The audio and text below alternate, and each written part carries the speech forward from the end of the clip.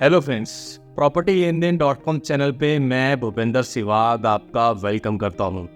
आज हम अपना वीकली शो फिर से लेकर आए हैं, रियल एस्टेट की अपडेट। 21वां शो है ये। आज हम आपको फिर से रियल एस्टेट की अपडेट देंगे। बिना किसी देरी के हम अपनी अपडेट शुरू कर देते हैं। बस आगे बढ़ने से पहले मेरी आपसे रिक्वेस्ट है, चैनल पे पहली बार आए तो चैनल को सब्सक्राइब करे बिना बिल्कुल ना जाए, क्योंकि इस तरह की रियल एस्टेट की अपडेट शायद आपको कहीं और ना मिले। तो शुरुआत कर लेते हैं हम सबसे पहले नोएडा से। जी हाँ, नोएडा में एक नया एक्सप्रेसवे प्लान किया गया है। ये एक्सप्रेसवे दिल्ली के कालिंदी कुंज से शुरू होगा और नोएडा के सेक्टर 150 तक जाएगा। करीब 31 किलोमीटर का ये एक्सप्रेसवे होगा। अगर ये बनता है तो इससे नोएडा के रियल एस्टेट को तो बहुत ज़्यादा फायदा होगा ही होगा, और जो हजारों लोग नोएडा से दिल्ली आते हैं जॉब करने, काम करने, अपने बिजनेसेस हैं जिनके, और जो जाम में फंसते हैं उनको भी इससे राहत मिलेगी। मुझे लगता है कि यूपी गवर्नमेंट बहुत अच्छा काम कर रही है इंफ्रास्ट्रक्चर पे, और मुझे ऐसा लगता है कि ये भी जल्दी शायद इसको अप्रूवल मिलेगा और ये शुरू हो जाएगा। अब बात कर लेते हूँ अपनी अगली अपडेट की। अगली अपडेट मैं आपके लिए लेके आया हूँ खरगोदा से। बहुत सारे लोग जो हमारे चैनल से शुरू से जुड़े हुए हैं उन्हें खरगोदा का पता होगा। जो लोग पहली बार इस शब्द को, इस शहर को, इस टाउन को सुन रहे हैं, उनको मैं थोड़ा सा इसका बैकग्राउंड बता देता हूँ। खरगोदा एक छोटा सा टाउन है, सोनीपत में पड़ता है, और यहाँ पर मारुति जो कंपनी है, इंडिया की सबसे बड़ी कार मैन्युफैक्चरिंग जो कंपनी है, वो अपना एक प्लांट बना रही है। ऐसा कहा जाता है वो इंडिया का सबसे बड़ा प्लांट है कार मैन्युफैक्चरिंग का। 2025 में वहाँ पर फेज़ 1 का इनका प्लांट का ऑपरेशन शुरू हो जाएगा, गाड़ियाँ बनने लगेंगी। वहीं पर आपके लिए एक अपॉर्चुनिटी लेके आया हूँ। अपॉर्चुनिटी क्या है आपको मैं बता देता हूँ। यहाँ पर इंडस्ट्रियल प्लॉट्स आए हैं। इंडस्ट्रियल प्लॉट कोई प्राइवेट डेवलपर लेके नहीं आया, ये इंडस्ट्रियल प्लॉट हरियाणा गवर्नमेंट के हैं। HSIIDC के द्वारा ये प्लॉट्स निकाले गए हैं। प्लॉट्स का जो साइज है वो 450 मीटर से लेकर 4000 मीटर तक है। अगर हम बात करें इसका प्राइस, तो जो टेंटेटिव प्राइस होगा वो ई ऑक्शन जिससे स्टार्ट होगा वो करीब 28,000 साढ़े 28,000 रुपये पर स्क्वायर मीटर के आसपास होगा। इस तरह की जो अपॉर्चुनिटीज़ होती हैं आपको शायद कोई नहीं बताएगा, क्योंकि उसमें जो बताने वाला है उसको कुछ मिलता नहीं है। लेकिन हम फिर भी बताते हैं आपको कि आपको हर तरह की अपॉर्चुनिटी का पता लगे, सिर्फ प्राइवेट डेवलपर्स के ही प्रोजेक्ट आपको पता ना लगे। अगर आप इसमें इंटरेस्ट रखते हैं, आप इंडस्ट्रियल प्लॉट्स में जाना चाहते हैं, तो आपको करना क्या होगा वो मैं बता देता हूँ। आपको HSIIDC की वेबसाइट पर जाना होगा, वहाँ आपको सारी डिटेल मिल जाएगी। इसका जो प्रोसेस होगा प्लॉट मिलने का वो ई ऑक्शन से होगा, यानी जो बिडिंग में सबसे ज़्यादा बोली लगाएगा उसको प्लॉट मिलेगा। आपको इसके बारे में और ज़्यादा डिटेल में जानना समझना है तो हमने करीब 1 साल पहले ये ऑक्शन आया था, उसकी वीडियोज़ बनाई है, आपके साथ हम वो शेयर कर लेंगे, या इस वीडियो के नीचे आपको लिंक दे देंगे, आप वो वीडियो देख सकते हैं। और हमारी एक कम्युनिटी है टेलीग्राम चैनल पे, आप उससे जुड़ना चाहते हैं तो आप उससे जुड़ सकते हैं, उसका लिंक भी आपको इस वीडियो के नीचे मिल जाएगा। अब हम अपनी अगली अपडेट पे चलते हैं। बात करेंगे चिंटल पैराडीसो। एक प्रोजेक्ट है गुड़गांव में, बहुत सारे लोग जानते हैं। उसमें एक हादसा हुआ था, उसमें नई अपडेट ये आई है। उसमें सुप्रीम कोर्ट ने बिल्डर को ये ऑर्डर दिया है कि जो 5 टावर अनसेफ डिक्लेयर किए गए थे वो दोबारा से बिल्डर को बनाने होंगे। वो जो टावर, एग्जिस्टिंग टावर है, ऑब्वियस सी बात है वो टूटेंगे, और जो उसमें लोग रह रहे हैं उनको वो खाली करना होगा। करीब 2 साल पहले का ये हादसा है। उसके बाद से बिल्डर और बायर के बीच में बड़ा टसल चल रहा था। ऐसा लगता है कि अब ये टसल खत्म हो जाएगा। एक और अपडेट है, आज बात फिर से एक बार नोएडा की करते हैं। नोएडा में 2-3 डेवलपर हैं जिन पर इनकम टैक्स की रेट पड़ी है। इसमें एक भूटानी है, इसमें लॉजिक्स ग्रुप है, और इसमें एक 108 ग्रुप, ये 3 है। इसके अलावा और भी डेवलपर हैं और भी ग्रुप्स हैं जिन पे इनकम टैक्स की रेट पड़ी है। अब हम एक और बड़ी अपडेट आपके साथ शेयर करने जा रहे हैं। ये अपडेट गुड़गांव से है। गुड़गांव में जो पुराने सेक्टर्स हैं और जो ओल्ड लाइसेंस कॉलोनी है, जिसमें DLF की कॉलोनी है, जिसमें यूनिटेक की कॉलोनीज है, जिसमें अंसर्स की कॉलोनी है, वहाँ की कई RWAs हैं। उन RWAs ने चीफ मिनिस्टर मनोहर लाल खट्टर को लेटर लिखा है, और लेटर लिखकर ये मांग की है कि हमारे एरियाज़ में जल्दी से जल्दी आप स्ट्रिक्ट +4 का जो बैन है उसको रिवोक करें, यहाँ पर आप परमिशन दें, ताकि हम अपने प्लॉट पर स्ट्रिक्ट +4 की इमारत बना सकें। उनका ऐसा कहना है कि हमने यहाँ पर प्लॉट्स लिए हैं, बहुत सारे लोगों ने प्लॉट्स लिए हुए हैं, लेकिन वो इसी डर से अभी तक अपने घर नहीं बना रहे हैं क्योंकि सरकार की तरफ से स्ट्रीट+4 पर बैन लगाया गया है। तो उनकी ये डिमांड है कि अगर आप ये खोल देंगे तो हम स्ट्रीट+4 अपने प्लॉट्स पे बना सकेंगे। देखते हैं इस पे सरकार क्या फैसला लेती है। लगभग इसको 1 साल बीत चुका है जो ये बैन हुआ था, और सरकार की तरफ से कमेटी भी फॉर्म की गई थी।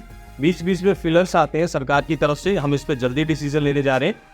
मैं पहले भी कह चुका हूँ, फिर से मैं रिपीट करूँगा, अगर इस पर डिसीजन आता है तो जनवरी तक ये डिसीजन आ जाएगा। उसके बाद मुझे लगता है कि लोकसभा के इलेक्शन होंगे, कोड ऑफ कंडक्ट लग जाएगा, तो इस तरह की शायद कोई अनाउंसमेंट नहीं होगी। फिर इलेक्शन में चले जाएगा पूरा देश, इलेक्शन मोड में कंट्री चली जाएगी। मई में जाके जो हमारे लोकसभा के इलेक्शन है वो कंप्लीट होंगे, देश को जो प्रधानमंत्री हैं वो मिलेंगे, वो कौन होंगे क्या होंगे ये तो आप ही तय करोगे, इस पे तो हम डिस्कशन करेंगे नहीं। और उसके बाद प्रोसेस स्टार्ट हो जाएगी हरियाणा विधानसभा इलेक्शन की, जो ड्यू है 2024 अक्टूबर में। मुझे लगता है अगर जनवरी में ये अनाउंसमेंट नहीं हुई तो ये फिर जून जुलाई के आसपास ये अनाउंसमेंट होगी। अब सरकार कब फैसला लेती है उसके बारे में आपको जानना है तो आपको हमारे चैनल से जुड़े रहना होगा, क्योंकि जैसे ही फैसला लिया जाएगा सबसे पहले इसकी इन्फॉर्मेशन हम आप तक लेकर आएंगे। इसलिए चैनल को सब्सक्राइब ना कराओ तो फिर से कर लें, मेरी आपसे हम्बल रिक्वेस्ट है। एक और अपडेट है ये नोएडा की तरफ से। एनबीसीसी आपने नाम सुना होगा, सरकारी कंपनी है। ये जो स्टॉल्ड प्रोजेक्ट है उनको पूरा करने में लगी हुई है। बहुत सारे नोएडा, ग्रेटर नोएडा में इस तरह के प्रोजेक्ट्स हैं जो स्टॉल्ड है। एनबीसीसी की तरफ से एक डेटा आया है, उनका एक कहना है कि हमने 5000 ऐसे फ्लैट कंप्लीट कर लिए हैं और करीब 9000 ऐसे और फ्लैट हैं जो स्टॉल्ड है, अंडर कंस्ट्रक्शन है, उन पे काम चल रहा है। तो 5000 लोगों को कम से कम राहत मिली है जिनके ये फ्लैट तैयार हो गए हैं और जिनको मुझे लगता है पोजीशन दे दिया गया होगा, जो बहुत जल्दी दे दिया जाएगा।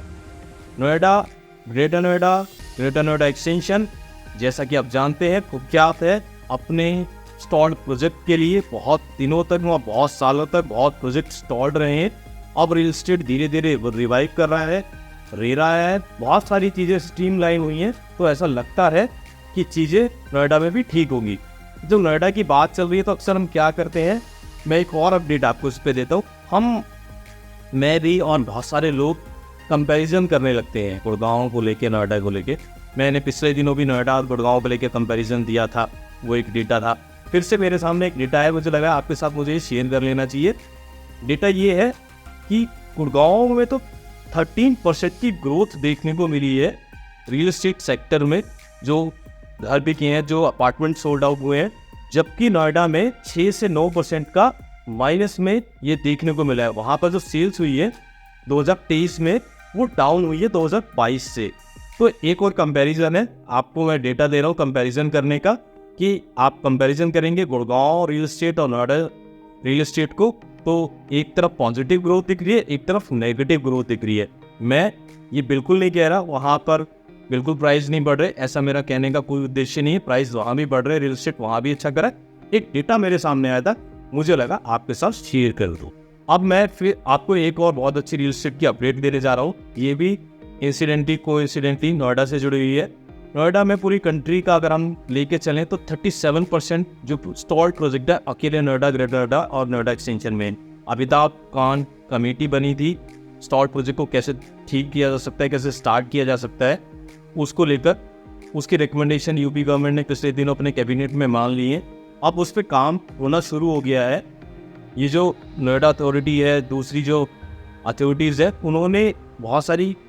उन्होंने कुछ कंपनीज़ को हायर कर लिया है। उन कंपनीज़ को ये कहा गया है कि जो बिल्डर्स के पास ड्यू है, जो बिल्डर को पे करना है, उसकी वो कैलकुलेशन करें पूरा और बताएं कि किस किस बिल्डर पे कितना ड्यू है, ताकि ये जो स्टॉल्ड प्रोजेक्ट है उनको फिर से शुरू करने की कवायद है उसको शुरू करा जाए। जिन प्रोजेक्ट्स को पूरा कर लिया गया है उनमें रजिस्ट्री नहीं हुई है, उनकी रजिस्ट्री की जो प्रोसेस है उसको स्टार्ट किया जाए। एक डेटा मैं आपके साथ शेयर कर लेता हूँ। नोएडा की बात करें तो नोएडा में ऐसे 57 स्टॉल्ड प्रोजेक्ट है जिसमें 32,000 फ्लैट लटके हुए हैं। ग्रेटर नोएडा की बात करें तो ग्रेटर नोएडा में 96 ऐसे प्रोजेक्ट है जो स्टॉल्ड है या जिनमें रजिस्ट्री नहीं हुई है, और अपार्टमेंट उसमें लगभग 72,000 है। और नोएडा में बिल्डर्स पर 8,000 करोड़ रुपए ड्यूज है अलग अलग एजेंसीज के। और ग्रेटर नोएडा की बात करें तो ग्रेटर नोएडा में बिल्डर्स पर 5500 करोड़ रुपए ड्यू है। अब ये कैसे पे किए जाएंगे, क्या किए जाएंगे, इसमें आने वाले दिनों में जो भी प्रोग्रेस होगी वो आपके सामने हम लेकर जरूर आएंगे। इन प्रोजेक्ट्स में हम उन प्रोजेक्ट्स को बिल्कुल शामिल नहीं कर रहे हैं जो एनसीईआरटी में गए हुए हैं या जिनको लेकर सुप्रीम कोर्ट में कोई विवाद चल रहा है, जिसमें सुपरटेक है, अम्रपाली है, यूनिटेक है, इस तरह के डेवलपर है। ये जो नंबर ऑफ यूनिट्स मैंने बताई और प्रोजेक्ट्स बताए वो इसमें इंक्लूडेड नहीं है, जिनका मैं आपके सामने नाम ले रहा हूँ। 2024 को लेकर भी बात कर लेते हैं, क्योंकि हम 2024 में प्रवेश कर चुके हैं। ऐसा कहा जा रहा है कि 2023 से बेहतर 2024 रहेगा रियल एस्टेट के लिए। इसके कई कारण है। इकोनॉमी बहुत अच्छा कर रही है। दूसरा इसका एक रीज़न ये है कि फ्यूचर में आपको इंटरेस्ट रेट थोड़ा कम होते हुए दिखाई देंगे, इसकी भी पूरी संभावना है। जब इंटरेस्ट रेट कम होते हैं तो उसका पॉजिटिव इम्पैक्ट पड़ता है रियल एस्टेट पे। एक बहुत बड़ा फैक्टर और काम करने वाला है, मुझे ऐसा लगता है, फ्रैक्शनल ओनरशिप को लेकर बहुत सारे लोग इस पे काम करना शुरू कर दिया है। आपके सामने बहुत, मैंने पहले भी बताया था, आइडिया है एक ऐसा इस तरह का फ्रैक्शनल ओनरशिप को लेकर। किस तरह का ये होता है हम उसको लेके आपके साथ पूरी डिटेल में किसी दिन बात करेंगे। एक बढ़िया सा पॉडकास्ट बनाएंगे, जो फ्रैक्शनल ओनरशिप से जुड़े हुए हैं उनके साथ एक्सपर्ट को आप बुलाएंगे आपके सामने और आपके साथ बात करेंगे। तो फ्रैक्शनल ओनरशिप बढ़ेगी और इंटरेस्ट रेट कम होगा और एक ग्रोथ अच्छी चल रही है। तो 2024 ऐसा मान के चलते हैं कि रियल एस्टेट के लिए बहुत पॉजिटिव साल रहने वाला है। एक और अपडेट है, बहुत अच्छी अपडेट है, आपके काम की अपडेट है। किसी प्राइवेट डेवलपर का कोई प्रोजेक्ट नहीं है। मैं इस तरह के एपिसोड में बीच बीच में इन्वेस्टमेंट के बहुत अच्छी अपॉर्चुनिटीज़ आपको बताता हूँ। इसलिए जो लोग ये वीडियो देख रहे हैं वो अंत तक देखें, क्योंकि कई बार शुरू में, कई बार बीच में और कई बार लास्ट में इस तरह की अपॉर्चुनिटीज़ मैं शेयर कर लेता हूँ। तो एक अपॉर्चुनिटी और फ्यूचर में आपको देखने को मिलेगी। बहुत सारे लोगों को जैसा कि इस बात की जानकारी है कि जेवर एयरपोर्ट के आसपास बहुत अच्छा रियल एस्टेट फ्यूचर में करेगा। तो जेवर एयरपोर्ट जहां आता है वहां यमुना एक्सप्रेसवे अथॉरिटी है, और यमुना एक्सप्रेसवे अथॉरिटी 4 नए सेक्टर बहुत जल्द लेकर आने वाली है। लैंड एक्वायर करने की प्रोसेस इस महीने शुरू हो जाएगी। ये जो 4 सेक्टर आएंगे, इसमें एक इंडस्ट्रियल सेक्टर होगा, इसमें एक रेजिडेंशियल सेक्टर होगा और इसमें 2 मिक्स लैंड यूज के सेक्टर होंगे। इसमें आपका फायदा क्या है वो मैं बता देता हूँ। यहाँ पर करीब 2000 प्लॉट आएंगे रेजिडेंशियल, जिन्हें आप बाय कर सकते हैं। पिछले साल यमुना एक्सप्रेसवे अथॉरिटी ने एक बहुत अच्छी अपॉर्चुनिटी दी थी, लोगों को प्लॉट दिए थे बहुत ही अच्छे प्राइस पर। कुल 26,000 रुपये गज के हिसाब से प्लॉट अलॉट किए गए थे। मुझे लगता है अगर इस तरह की कुछ प्रोसेस, इस तरह की कुछ स्कीम अगर इस साल भी आती है, ये नए सेक्टर आते हैं, तो हम आपके लिए अलग से जरूर इन्फॉर्मेशन लेकर आएंगे और वीडियो भी बनाएंगे। और डीडीए का एक अपडेट मुझे आपको देना है। डीडीए के फ्लैट्स को लेकर, डीडीए की स्कीम को लेकर बहुत सारे वीडियो बनाए, किसी ने पॉजिटिव बताया, किसी ने नेगेटिव बताया। हम पॉजिटिव नेगेटिव पे बात न करके स्ट्रेट बात करते हैं। डीडीए का ऑप्शन चल रहा है जिसमें उनके HIG, सुपर HIG और उनके जो पेंट हाउस है वो ई ऑप्शन के लिए आए हुए हैं। अभी उसकी प्रोसेस चल रही है। 2000 के करीब ये टोटल फ्लैट है और 3000 के करीब इसमें एप्लीकेशन आई थी। कितने लोग इसको खरीदते हैं, कितने लोग नहीं खरीदते हैं, इसका जो डेटा आएगा वो हम आपके साथ शेयर करेंगे। उससे आपको एक रियल पिक्चर क्लियर होगी, पता लगेगा कि लोग डीडीए की प्रॉपर्टी चाहते हैं कि नहीं चाहते हैं। ये पिक्चर हम आपके सामने बहुत जल्दी क्लियर करेंगे जैसे ये डेटा आता है कि कितने लोगों ने ये प्रॉपर्टी डीडीए की बाय की और कितने लोगों ने इसमें इंटरेस्ट नहीं दिखाया। एक और अपडेट है रैपिड मेट्रो को लेकर। ये अपडेट है, दिल्ली गवर्नमेंट को हमेशा ये कहा जाता है या दिल्ली गवर्नमेंट की कुछ इस तरह के काम रहे हैं कि वो इंफ्रास्ट्रक्चर से जुड़े हुए जो प्रोजेक्ट है, खास तौर पे रैपिड रेल ट्रांजिट सिस्टम है, उसमें फंड देने में डिले करते हैं। दिल्ली से मेरठ तक जो कॉरिडोर बन रहा है उसमें उन्होंने ऐसा ही किया, बट बाद में फिर सुप्रीम कोर्ट में गया केस, सुप्रीम कोर्ट ने झाड़ लगाई, उन्होंने फंड रिलीज करा। 2 और कॉरिडोर हैं, एक दिल्ली से अलवर तक है जो गुड़गांव से जाएगा, एक दिल्ली से कॉरिडोर बनना है पानीपत तक जो सोनीपत तक जाएगा। इन पे प्री कंस्ट्रक्शन जो वर्क है वो स्टार्ट हो चुका है और इस बार सबसे पहले पहल करते हुए दिल्ली गवर्नमेंट ने 150 करोड़ रुपए रिलीज भी कर दिए हैं। मैं यहाँ एक और अपडेट आपको देना चाहता हूँ। हरियाणा गवर्नमेंट और राजस्थान गवर्नमेंट पहले ही प्रोजेक्ट को अपने कैबिनेट में अप्रूवल दे चुकी है, लेकिन ये प्रोजेक्ट जो है मेनली सेंट्रल गवर्नमेंट का प्रोजेक्ट है, तो सेंट्रल गवर्नमेंट ने अभी इस प्रोजेक्ट को मंजूरी नहीं दी है। तो अभी इस प्रोजेक्ट में टाइम लगेगा, लेकिन हम उम्मीद करते हैं सेंट्रल गवर्नमेंट इसमें अपना अप्रूवल दे देगी और एक बार ये अप्रूवल दे देगी तो ये ट्रांसपोर्ट का बहुत बड़ा माध्यम बनने वाला है RRTS, और इससे दिल्ली से सोनीपत पानीपत आने जाने वाले लोगों को और दिल्ली से गुड़गांव और आगे अलवर आने जाने वाले लोगों को बहुत फ़ायदा होगा। इन एरियाज में डेवलपमेंट होगी, रियल एस्टेट तो अच्छा करेगा ही करेगा। लेकिन ये कब शुरू होता है, क्या इसमें और अपडेट आएगी, उसकी आपको जानकारी चाहिए, उससे आप लगातार अपडेट रहना चाहते हैं तो आप हमसे जुड़े रहें। जो भी इसमें लेटेस्ट अपडेट आएगी हम आपके साथ जरूर शेयर करेंगे। एक और अपडेट है, गोदरेज ने लैंड बाय की है। इस बार गोदरेज ने गुड़गांव और नोएडा में लैंड बाय नहीं की, इस बार गोदरेज ने बेंगलोर में लैंड बाय की है। बहुत स्ट्रेटेजिक लोकेशन है, वहाँ से एयरपोर्ट की कनेक्टिविटी भी है और आसपास हैबिटेशन भी काफ़ी अच्छा है। ऐसी उम्मीद की जा रही है कि गोदरेज उस लैंड पर कोई प्रोजेक्ट लेकर आएगा तो 1000 से लेकर 1200 करोड़ रुपए तक का उसमें वो सेल करेगा। तो ये प्रोजेक्ट अगर फ्यूचर में आता है, हमारे पास कोई इन्फॉर्मेशन आती है, आप बेंगलोर से हैं तो आप ये वीडियो देख रहे हैं, तो हम जरूर आपके साथ इस प्रोजेक्ट को लेकर जो भी डिटेल आएगी आपके साथ शेयर करेंगे। अगली जो अपडेट है वो गाजियाबाद से है। गाजियाबाद की हम बात करते हैं। गाजियाबाद डेवलपमेंट अथॉरिटी GDA, उसने 9 बिल्डर को नोटिस इशू करा है। उसकी वजह ये है कि इन बिल्डर्स को अपने प्रोजेक्ट में जो EWS के फ्लैट बनाने थे उन्होंने वो टाइमली नहीं बनाए हैं। तो GDA ने कहा है अगर आप ये प्रोजेक्ट जो है EWS को जो आपको बनाने थे, अपने मेन प्रोजेक्ट में EWS के जो फ्लैट बनाने थे आपने नहीं बनाए हैं, तो हम आपका जो प्रोजेक्ट है उसको कैंसिल कर देंगे। उनके टाइमलाइन दी है, अगर आप इसमें कंप्लीट कर देते हैं तो ठीक है, अदरवाइज हम ये एक्शन लेने के लिए मजबूर होंगे।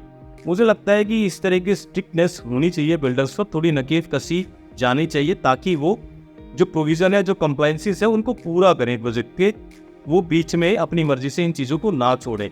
अक्सर बायर की शिकायत रहती है, डेवलपर्स कई बार अपनी मर्जी से साइज़ बढ़ा देता है, प्राइस बढ़ा देता है, कुछ भी कर देता है। तो इस पे अगर रेरा थोड़ा और स्ट्रिक्टनेस दिखाए, थोड़ा स्ट्रिक्ट हो, तो इससे बायर को राहत मिलेगी। अगर आप इसे एग्री करते हैं, नीचे कमेंट में ज़रूर लिखिएगा कि हाँ, रेरा को थोड़ा और स्ट्रिक्ट होना चाहिए। एक और चीज़ पे मैं आपके साथ बात करना चाहता हूँ। मुंबई या महाराष्ट्र की बात करें, वहाँ पर रियल एस्टेट कंसल्टेंट के लिए ज़रूरी कर दिया है कि वो पहले एक एग्ज़ाम पास करे, तब वो रियल एस्टेट का काम कर सकता है। मुझे लगता है कि नॉर्थ इंडिया में जो रेरा अथॉरिटीज़ है उनको भी इस तरह का कुछ प्रोविज़न करना चाहिए ताकि लोग पढ़ लिख कर और उस तरह पेपर दे के इस प्रोफेशन में प्रोफेशनली काम करें। मेरा तो ये मानना है, आपका क्या मानना है? अगर आपको ऐसा लगता है तो आपको नीचे लिखना है कि हाँ, एग्ज़ाम होना चाहिए, या एग्ज़ाम भी लिख देंगे तो मुझे क्लैरिटी मिलेगी, पता लगेगी कि आप भी चाहते इसमें एग्ज़ाम हो, उसको पास करें लोग, तभी इस प्रोफेशन में लोग आए, उससे जुड़े। अब बात कर लेते हैं मुंबई की। अपडेट मुंबई की काफ़ी टाइम से नहीं थी। तो मुंबई में एक फिल्म एक्टर हैं, बॉलीवुड के एक्टर हैं, बड़े कलाकार हैं, जॉन अब्राहम है। उन्होंने 76 करोड़ में अपना एक बंगला खरीदा है। मुझे लगा एक छोटी सी अपडेट आपके साथ इसको शेयर किया जाए। एक और अपडेट है, ये भी बॉलीवुड से है। अमिताभ बच्चन, उन्होंने भी अपनी कमर्शियल प्रॉपर्टी लीज पे दी है, जिसका एनुअल रेंट उन्हें करीब 2 करोड़ रुपए मिलेगा। तो ये एक और बॉलीवुड से कुछ रियल एस्टेट की अपडेट थी, मुझे लगा आपके साथ इसको शेयर किया जाए। एक डेवलपर है मैक्स डेवलपर, वो गुड़गांव में करीब 12 एकड़ का प्रोजेक्ट लेकर आएंगे आने वाले दिनों में। और इस प्रोजेक्ट की मैं बात इसलिए कर रहा हूँ, शायद मैंने पहले भी बताया था, मुझे लगता है फिर से रिपीट करना चाहिए। इनके प्रोजेक्ट में आपको सीनियर लिविंग का कॉन्सेप्ट भी देखने को मिलेगा। अगर आप उसके बारे में जानना चाहते हैं, समझना चाहते हैं, हमसे जुड़ सकते हैं, क्योंकि जैसे इस प्रोजेक्ट में और डिटेल आएगी हम आपके साथ जरूर शेयर करेंगे। एक और रियल एस्टेट की अपडेट मैं आपके साथ शेयर करना चाहता हूँ। बैंक ऑफ अमेरिका ने चेन्नई में 1 मिलियन स्क्वायर फीट का ऑफिस स्पेस लिया है। ये इंडिया में ऑफिस स्पेस की one of the biggest deal है। मुझे लगा एक पॉजिटिव रियल एस्टेट की अपडेट है, आपके साथ इसको शेयर किया जाए। अब मैं अपनी लास्ट अपडेट पे आ गया हूँ। बहुत इंपॉर्टेंट अपडेट है, मैं इसको भी आपके साथ शेयर करना चाहता हूँ। मैं बात करूँगा उत्तराखंड की। अक्सर गर्मियों में, सर्दियों में वैकेशन जब भी होती है तो खास तौर पे दिल्ली NCR के जो लोग हैं घूमने के लिए या तो हिमाचल प्रदेश जाते हैं या उत्तराखंड जाते हैं। जब हम यहाँ घूमने जाते हैं तो हम में से बहुत सारे लोगों का मन करता है क्यों ना यहाँ हम अपना एक घर बना लें, क्यों ना यहाँ हमारी कुछ ज़मीन हो। बट इस पर थोड़ा सा एक स्टॉप लगने जा रहा है।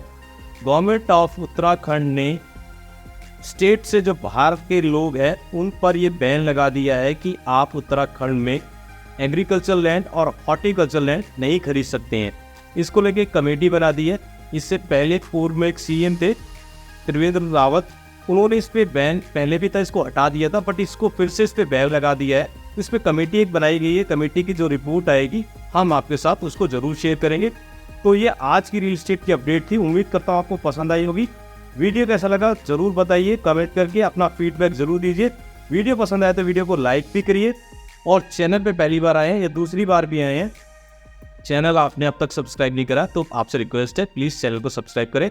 मैं फिर मिलूंगा आपसे एक नई वीडियो में, तब तक के लिए गुड बाय दोस्तों।